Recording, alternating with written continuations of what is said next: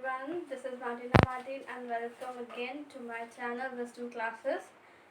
Today in this video we will talk about rational numbers. As you all know and we have studied also, what are rational numbers? Rational numbers are those numbers which can be represented in the form of p by q, where p and q both are integers and q should not be equals to 0. Means this type of numbers are called rational numbers.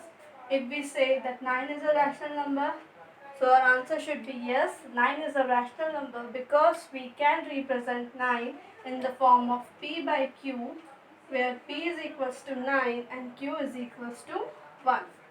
तो rational numbers वो numbers होते हैं जिन्हें हम p by q के form में represent कर सकते हैं. Now we know that between two rational numbers there exist infinitely many rational numbers. कोई भी दो रैशनल नंबर्स के बीच में हमारे पास बहुत सारे इनफाइनाइटली मैनी रैशनल नंबर्स होते हैं. जैसे अगर 1 और 2 है तो 1 और 2 भी क्या है, रैशनल नंबर्स है. अब इन दोनों रैशनल नंबर्स के बीच में there are many rational numbers present. अब हम आज ये देखेंगे कि हम इन दो रैशनल नंबर्स के बीच में ये बाकी के रैशनल नंबर्स कैसे फाइंड कर सकते हैं. So there are two ways to find. First is, if I have to find 5 rational numbers between 1 and 2. अगर मुझे 1 और 2 के बीच में 5 रैशनल नंबर्स फाइंड करना है तो मैं इसे दो तरीके से फाइंड कर सकती हूँ. पहला वे, हमें ये पता है ये नंबर लाइन है, यहाँ 0 1 2. तो जो भी अब मैं इन बिटवीन बात कर रही हूँ तो 1 और 2 के बीच में जो भी नंबर्स होंगे वो इन ही बीच में एग्जिस्ट करेंगे.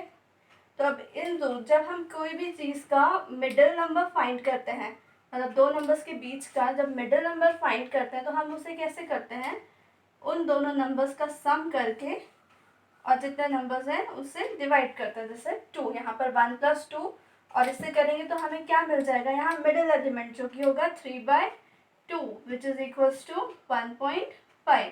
तो जो 1.5 आएगा वो इन दोनों के मिडिल का होगा, तो ये जो 3/2 दैट इज 1.5. तो एक हमें रैशनल नंबर यहाँ से लग गया 3/2 जो कि 1 और 2 के बीच में है. इस तरह से हमने ये फाइंड किया एक रैशनल नंबर. अगर अब हमें यहाँ पर कितने 5 फाइंड करना है, 5, तो फर्स्ट तो हो गया 3/2. अब सेकेंड रैशनल नंबर फाइंड करना है तो या तो मैं 1 और 3/2 के बीच में फाइंड कर सकती हूँ या फिर 3/2 और 2 के बीच में फाइंड कर सकती हूँ. मतलब इसका भी सेम ऐसे इन दोनों का मिडिल एलिमेंट निकालेंगे वो हमारा सेकेंड नंबर हो जाएगा, इन दोनों का निकालेंगे वो हमारा थर्ड रैशनल नंबर हो जाएगा. तो देखते हैं इसको रैशनल नंबर निकाल के इन दोनों के बीच में. तो सेम है 1 + 3/2 divided by 2. So here the answer will be 2 1s are 2. This is 5/4. अब तो ये जो 5/4 होगा वो कहाँ पर होगा, 1 और 3/2 के बीच में, दैट इज 5/4. तो ये जो 5/4 आया वो हमारा सेकेंड रैशनल नंबर हो गया. अब वैसे ही हम थर्ड और फोर्थ, अगर यहाँ पर मैं आपको सिर्फ बोलती हूँ कि 7 रैशनल नंबर भी फाइंड करने हैं तो through this method you can find all the 7 rational numbers. ये तो फर्स्ट मेथड हो गई. अब एक और सेकेंड मेथड की अगर हम बात करें कि 1 और 2 के बीच में you have to find again 5 rational numbers. तो इसके लिए जितने भी आपको रैशनल नंबर चाहिए उससे एक ज़्यादा हम लेंगे डिनोमिनेटर. जैसे कि यहाँ 5 रैशनल नंबर चाहिए तो 5 में हम एक ऐड करेंगे 1, दैट विल बिकम 6. तो इस 6 से हम इस 1 में मल्टीप्लाई भी करेंगे, डिवाइड भी करेंगे, सेम 2 में मल्टीप्लाई भी करेंगे, डिवाइड भी करेंगे. तो 1 × 6/6, सिमिलरली 2 × 6/6. तो यहाँ आंसर होगा 6/6, 12/6। हमने ऐसा क्यों किया है? क्योंकि अगर हम इसको सिंपलेस्ट फॉर्म में भी लिखना चाहेंगे इस नंबर को, तो यहाँ पर आ जाएगा 1 और ये हो जाएगा 2 जब सिंपलेस्ट फॉर्म में करेंगे तो। 6 divided by 6 is 1, 12 divided by 6 will give you 2. तो this is one and the same thing.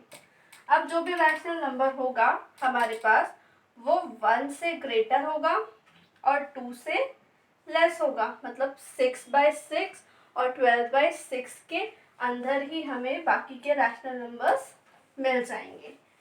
तो अगर हम यहाँ पर, ये हमारा 1 है, ये 2 है, अब इन दोनों के बीच में हमें 5 नंबर्स फाइंड करने हैं।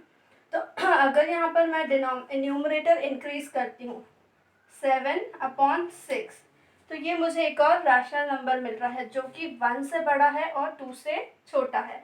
7 को हम डिवाइड करेंगे 6 से तो क्या आएगा 1 पॉइंट समथिंग, तो ये जो 1 पॉइंट आएगा वो 1 से बड़ा होगा, 2 से छोटा होगा। सिमिलरली 8/6 दूसरा रैशनल नंबर हो गया, 9/6 दूसरा, 10/6 हमें फोर्थ मिल गया और 11/6 5 rational numbers. So in this way you can find as many rational numbers as you want. So these are the two methods of finding rational numbers between two rational numbers. So in the next video we will learn about irrational number, how we will represent the irrational numbers. In the previous video I told you that irrational numbers cannot be represented on the number line, but no, we can represent the irrational numbers on the number line. So in the next video we will learn how we can represent this on the number line. So thank you. Please like and share my video.